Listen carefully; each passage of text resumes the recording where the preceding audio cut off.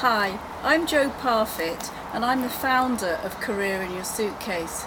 It all happened a long time ago. It was about 1995 or 6 when I was living in Norway. I was living in Stavanger in Norway, and I was at a women's networking meeting, and I was telling somebody what I'd been doing all my expat life, and they said to me, "What an amazing career you've had.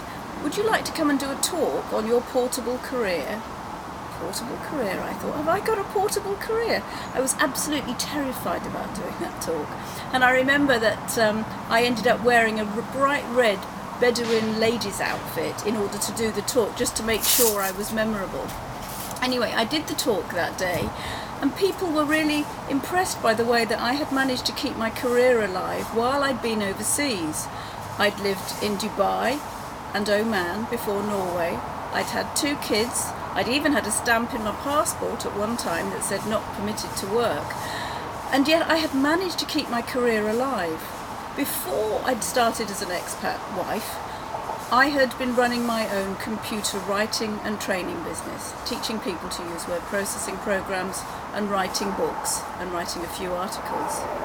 But by the time I came out the other side, I was still teaching word processing. I was running a CV writing service. I'd become a freelance journalist. I was running a writer's circle. I had become an expert in dates and had started to publish my own books. I'd published my first book in 1995 called Dates, a co-authored cookbook.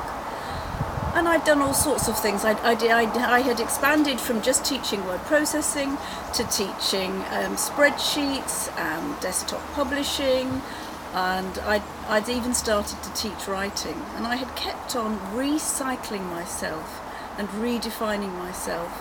And it was that day when I stood on the podium in Stavanger and started to tell people about my portable career and noticed the audience were really interested, that I had perhaps hit on something, and that maybe I was unusual because I had managed to keep on recycling myself, reinventing myself, adjusting my skills, fitting what I did to the local environment. And although deep down my story was still the same, I was still a writer, I was still interested in teaching, I still wanted to do things with my words and communicate. It had shifted subtly depending on which country I was in and what stage of life I was in, depending on whether I had no kids, a baby, or young kids. It was at one of those WIN meetings that I met another expat called Elizabeth Douay. Elizabeth Douay was an American, bilingual, married to a Frenchman. She was also a journalist. And it was around that time that the title Career in Your Suitcase came up to me. But I felt scared. I felt that I wasn't really going to be able to do anything with Career in Your Suitcase. So I thought I could write a book, but I didn't feel I had the skills, I didn't feel I had the networks. And it was Elizabeth Douay who said, well, let's do it together. And although very few of her words appear in the final book, which came out in 1998 and was the first of the 4 editions we now have of Career in Your Suitcase, she was there as my buddy. She was there as somebody to brainstorm with. She was somebody I was answerable to. She was somebody who kept me on track. I've always believed that 1 + 1 equals a lot more than 2. And I understood then that my story was important, even though to me all I'd been doing was keeping myself a bit active, keeping my professional identity alive while I'd been overseas. I had kept on being myself. And my story had evolved, and by the time I left Norway, Career in Your Suitcase was born as a workshop. A year later, it became the first book.